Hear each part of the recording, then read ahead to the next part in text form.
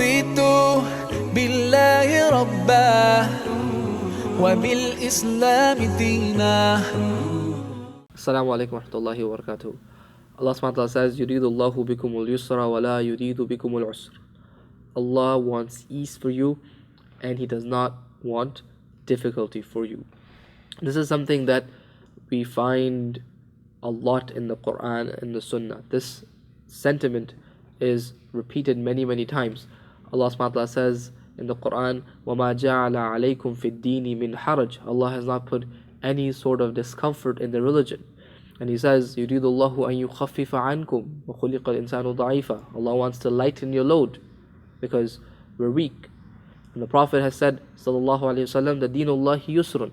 Allah's religion is ease. And He said, يَسِّرُوا وَلَا تُعَسِّرُوا. Make things easy, don't make them difficult.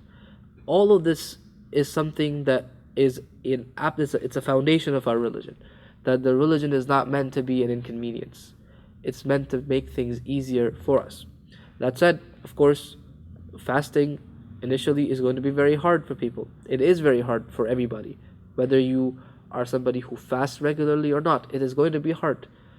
But when it's done over the course of the 30 days or the 29 days, when we start to get used to it, and we do it and we see the benefit of it, then we start to realize that this is actually not a difficulty that's been placed upon us. This is going to help us in the long run. Fasting teaches us to control ourselves. It teaches us to leave things that are absolute essential necessities of life.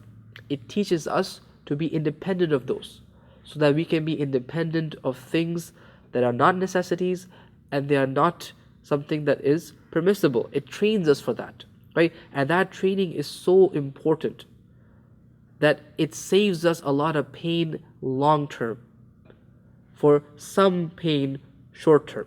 That is how Allah subhanahu wa ta'ala intends ease for us. Number one. And number two, as you do fasting, you will realize inevitably the first day is hard, the second day is hard, the third day will be hard, but then by the time you get to the fourth and the fifth day, it kind of becomes second nature, to the point that when it's Eid and you're having lunch or you're having something before Eid, you kind of feel like, oh, am I doing something wrong here? Because you just gotten used to it. That's the beauty of Islam, that there is some difficulty, a little bit of pain in the beginning, but then we get used to it and it's no longer that difficult.